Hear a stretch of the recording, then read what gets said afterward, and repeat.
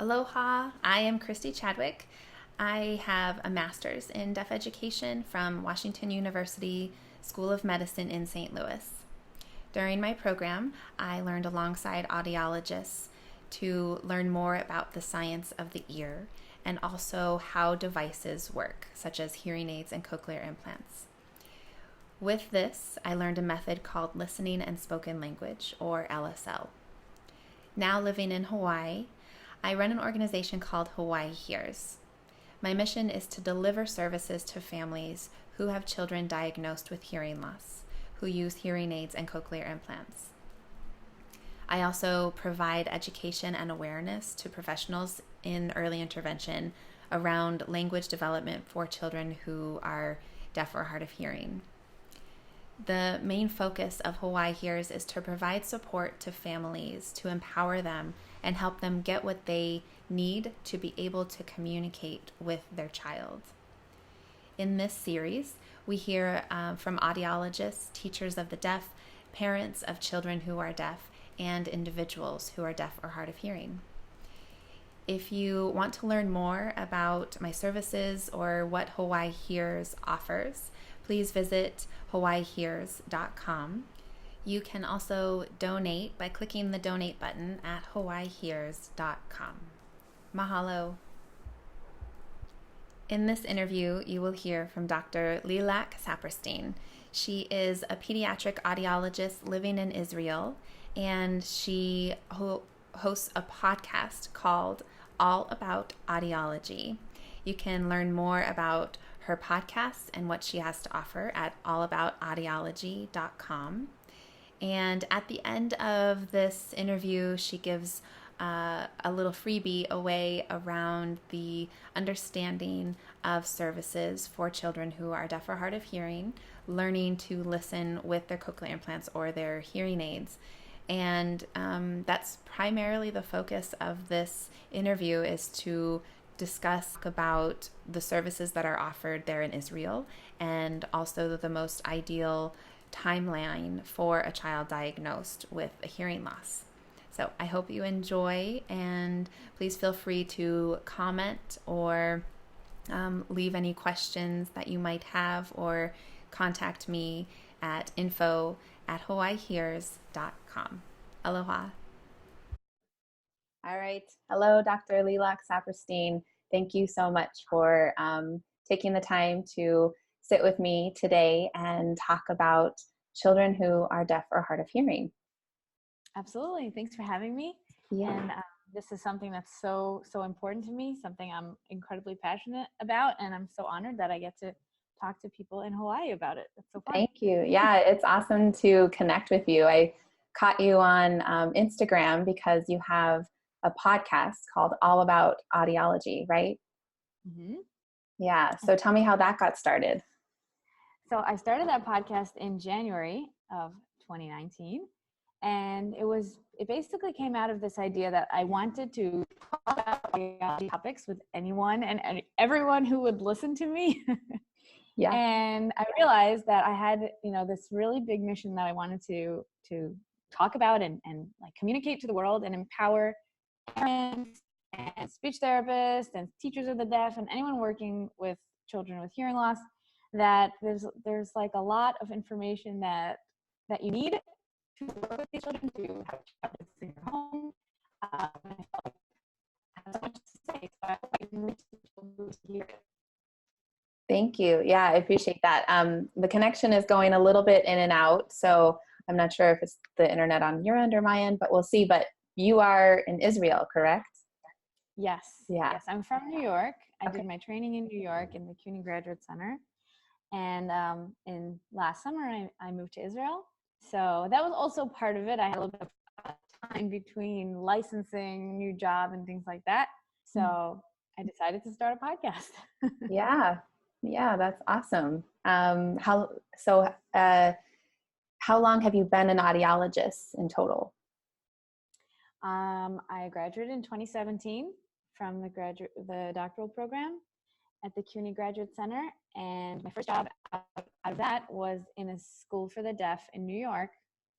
And the working for the first time really with the deaf population with students who some were implanted with cochlear implants, many of them had hearing aids, and also many of them had either limited communication or other disabilities that were of higher priority, physical limitations, things like that. But it was really wake up to what the real world looks like, what the real populations are, and how what you are training for, what's the ideal superstar candidates of like the, the outcomes that we hear about. They're not necessarily what's really going on in our populations. Mm-hmm. And so that I got to meet some incredible children and their families. And I saw that there's this team that has to be around the kid. And sometimes that's missing when we're just talking about ears and hearing tests and outcomes without seeing the whole story, like working parents and socioeconomic status and language at home. So many other things going on. Yeah. Your experience there, were some of the children born to parents who were deaf as well, or was it kind of an all-around mix of kids who were born to hearing parents? It was everything, every combination you can think of. And that was also a big introduction to me for the deaf community, capital D, signing. And I learned some sign language every week. I had my lessons, and I saw such a beautiful culture and communication and families that were so connected. And then at the same time, quite isolated. So there was a lot of things that I was introduced to and learned a lot about. And one of the major lessons I learned from there was the message that language is a very separate thing than speech. Mm-hmm. And even though we understand this, like, intellectually and in our trainings, language and being able to communicate ideas in whatever that is, if it is with a picture board, with the AAC device, if it's through signing, if it's through sign support speech, and if it's through language speech, all of those, that whole spectrum, doesn't matter how you get there, but there needs to be a way to have a child communicated with, that they can learn, time processing, what happened before, what's happening tomorrow. These are things that require some kind of system of language, and the basis for everything else. So that was my kind of re-education, or I don't know, re-education, but real life experience. Sure. And then we moved to Israel, and currently I'm working at a cochlear implant center as a clinical audiologist. And so I'm doing evaluations for cochlear implants, and then all the things that come after, activation and mappings, and it's fascinating. Yeah. And what are services like there where you are? Very good, actually. Israel has socialized healthcare, so everyone has access to things, which is pretty great. And we have a very good, in the hospital where I am, Rambam Medical Center, there's a very quick kind of timeline. There isn't a very long wait to get in to see the surgeon, to get into surgery, things like that. So it's a good process. That's streamlined. And yeah, Israel was quite advanced. Is newborn hearing screening mandated there? Absolutely. Okay. Mm-hmm. Yeah. And then outside of audiology, what kind of services are available? Speech, education, communication, things like that? Yeah, everything. They have, center-based. So these kind of places where they have speech therapists, PTs, OTs, psychologists, social work, everybody in kind of one place. And that's usually 0 to 5. And then once it's going into school age, then there's the kind of the two going mainstream with services coming in, or going to more specialized schools. But the services are there, and they're getting since everything it seems you broke up just a little bit there. So because everything is mandated, it seems to be working well. Yeah. Yeah. So, there's just bureaucracies in place for things, which on one hand can be challenging for lots of things, but on the other hand means people don't fall through the cracks as much because, if the school is going to be receiving money for every child who gets services, and it's also to provide those services. So that's like the back That end would make stuff. sense, right? Yes.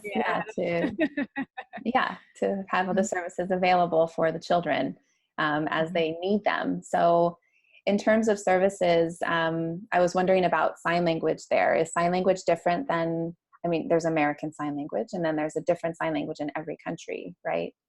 Correct. Which, that one hurt my heart a little when I spent a very long time learning American Sign Language. So since I'm not currently working directly with students who sign, then have not yet gotten into Israeli Sign Language, but yes, it is its own full-fledged language. And it's much smaller, less. There's, first of all, just a much smaller population in the country of Israel. But it is a live and current language used by, thousands, maybe tens of thousands of users. I don't know. Sure.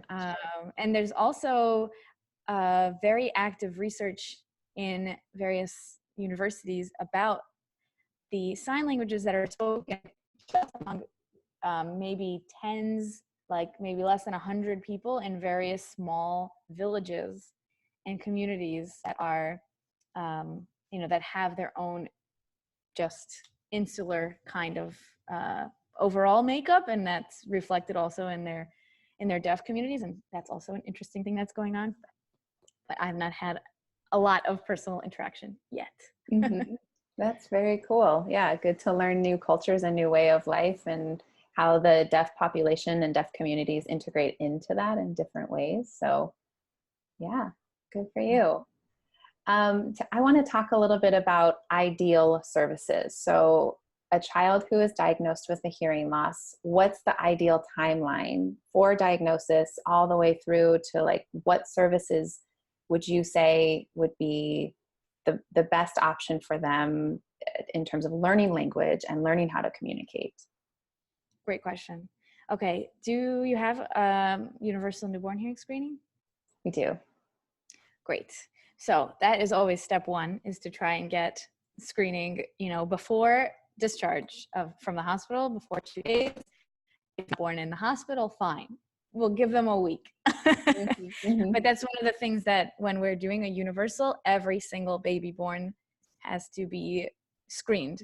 And most especially kids who have factors, preemies, or any time in the NICU, any family history, any of those things, to get it as early as possible. And then after screening, to then get a full diagnosis with ABR by age 1 month, 2 months, 3 months, right? So like as early as possible. I think 3 months is, still okay because in those first several weeks of life, a lot is going on, not a lot of sleep for anyone in that immediate vicinity. So I believe 3 months is where we're still okay. Please get a diagnosis by 3 months, if we're talking ideals. And then we're going to want intervention by 6 months. And if what, that by means 6 months? I'm sorry.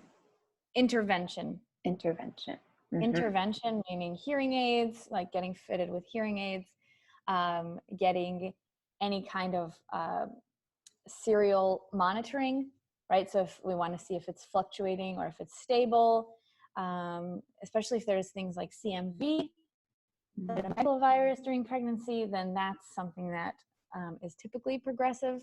So even if it looks mild at first, we want to get follow-up things.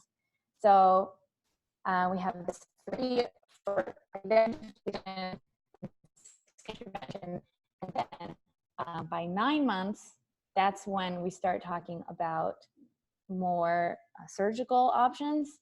The injection that wants to go. So and that's including imaging, like MRI or CT, just to see if there's nerve, a cochlea. Mm-hmm. And the earliest that I've heard surgery for CI has been around 10 to 11 months even. Used to be, 3 years old, 2 years old. It keeps moving back and back. But now I think just to have like the baby be big enough to support the surgery, 10, 11 months is what I've heard, around a year. Mm-hmm. So that's one way. That's if we're going with, the kind of listening and spoken language approach of trying to get a child to be as auditory of a processor as possible. So those are the kind of ideal outcomes. But, every story is their own story, and every family and every child. And it's almost hard for me to try and say what should happen, because there's just a lot of other factors that go into it.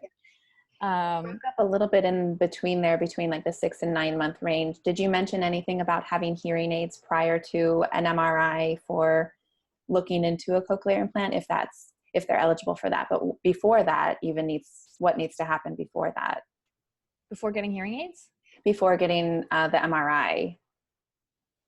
So even before that, they need to have hearing aids in order to get into the nerve, correct? Like the nerve still needs to have some stimulation. Yeah. Right So away. having hearing aids is always kind of the first line to see if the baby is going to have any benefit from amplification. Are hearing aids going to bring sounds into their ear and to their nerve? Does it affect them or help them to hear or have access to sound in any way? And when we see that they succeed with hearing aids, then we continue with hearing aids. That's great. No one is rushing for surgeries, And it also depends on the degree of hearing loss. How much? Is it mild, moderate, moderately, severe, profound? So, there's different, that's why each case is so, so unique. Is it both ears? Is it just one ear? Is one ear worse than the other? But yeah, definitely to have hearing aids as much as possible, not only to see if they could benefit from hearing aids, but also to stimulate that nerve as much as possible, so that it doesn't just say, oh, nobody needs me. And then the auditory parts of the brain can say, anybody else want this? Yeah. And the visual cortex comes in and says, it's mine. Mm-hmm. So if it's okay with you, I just want to talk about one of the tools that I use, and that is available for free on my website. Yes, I love that. I put this together. Awesome. I put this together exactly for the question we're talking about, which is, what do I do? What's the right thing to do? Which way? So because there's so many questions, I put together a 5-step guide, navigating your child's hearing loss. And it basically just walks you through 5 simple questions to help you get to the answer of what do we need to do first, second, third, which direction are we going in general. And so, is it okay to go through this? Yeah, my next question was going to be, how do you talk to families about this? What do you say to parents when there's this medium, mild, all these different hearing loss things? What does that mean to parents? Yeah. Right. Yeah. Every person who's coming in and has this experience has whatever came before them that they're bringing in. Any experience that they've ever had with a deaf person, which sometimes is none, 0. They've never met a deaf person in their life, or the only hearing aid they've ever seen was on their 80-year-old grandfather. Like, they have never had anybody who has services, anyone who has speech. Like, sometimes extremely out of nowhere.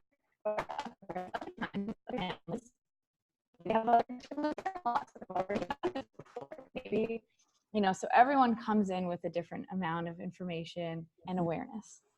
And it's difficult to say, on one hand, you need to take your time and understand this and make decisions, like get as much information as you can. And at the same exact time, we got to rush. We have a timeline that we're trying to reach. So we have this balance where you want someone to feel understood and that they kind of have their process. It's a grieving process for many people, that what they expected for their child or what they expected for the first year of life as parents, for example, is now a totally different experience than they wanted.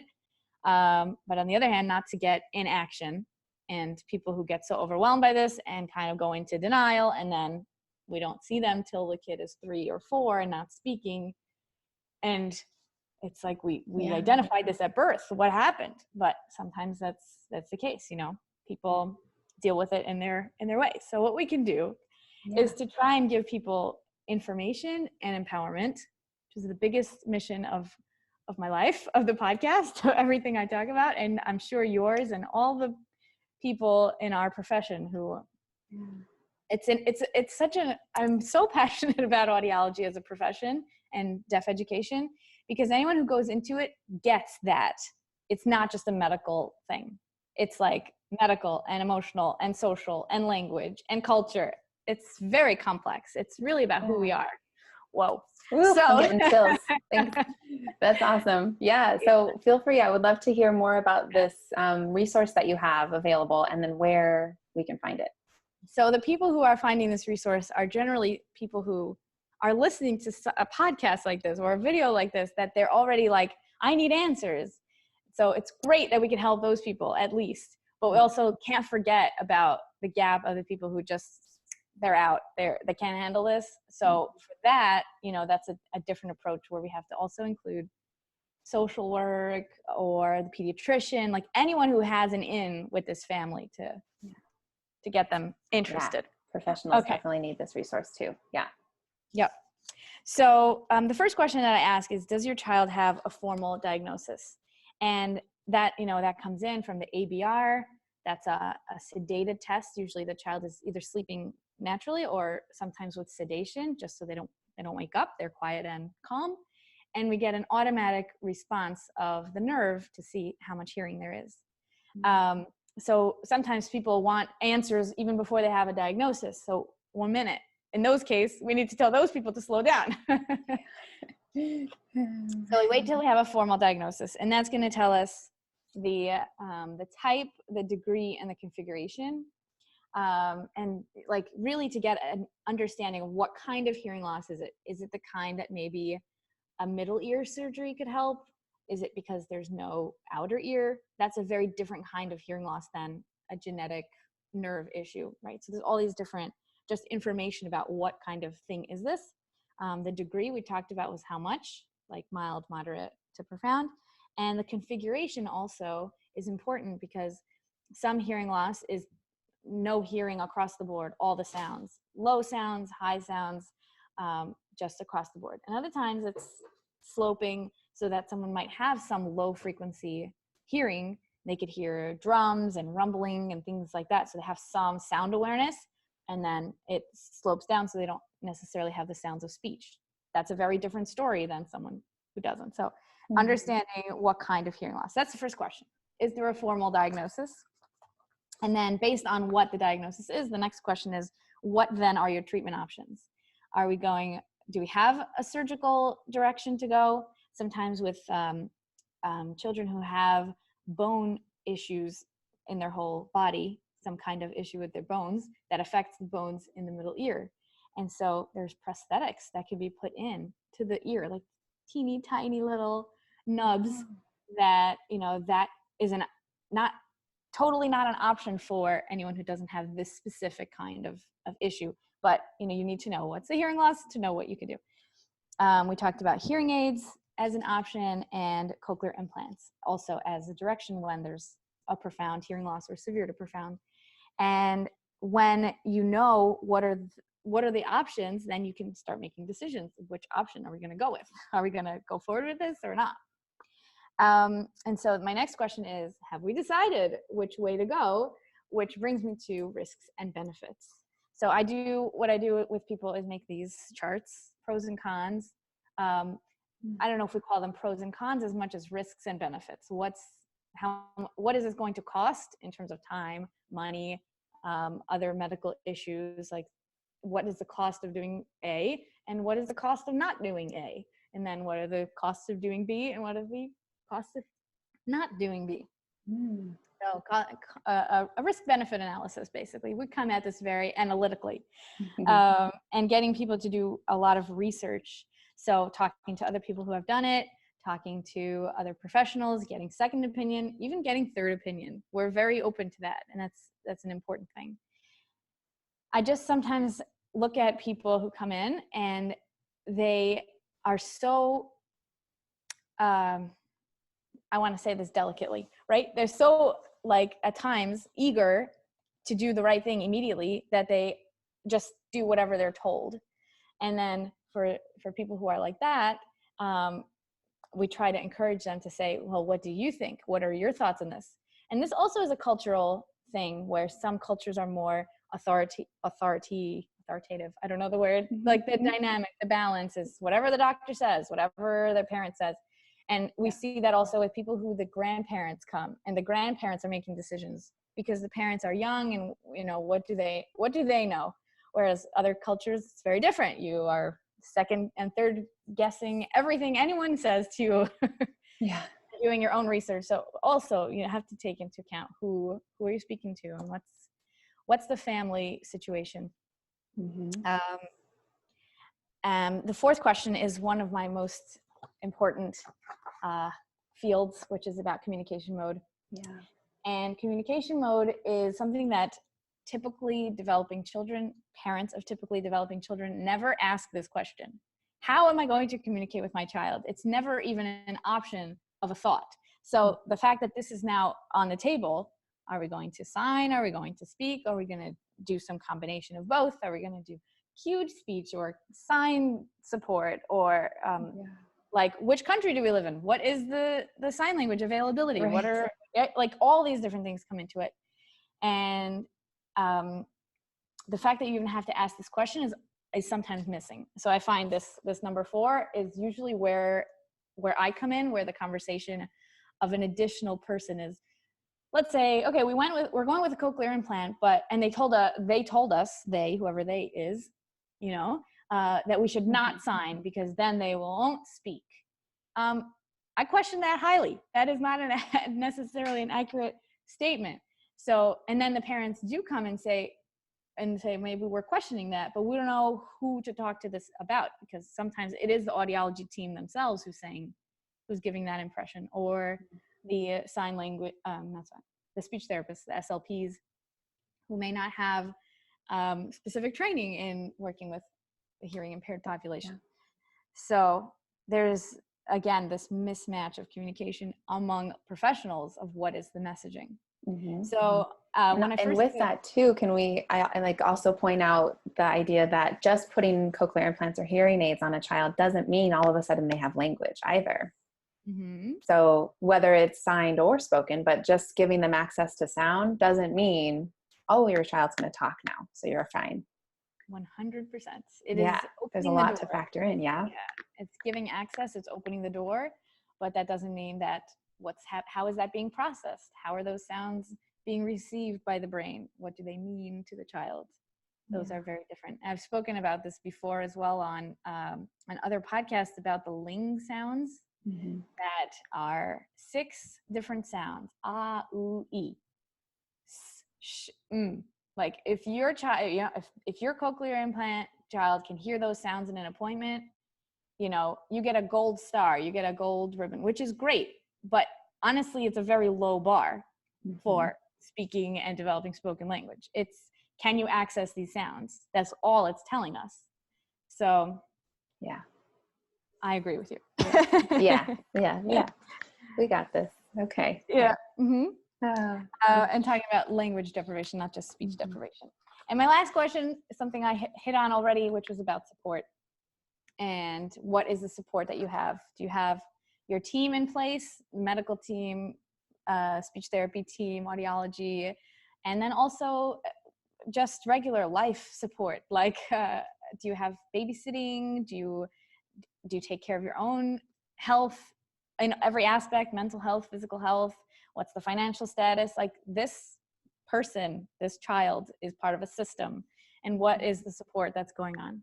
So that's kind of the process I take people through. And yes, this guide is available for free at allaboutaudiology.com/guide.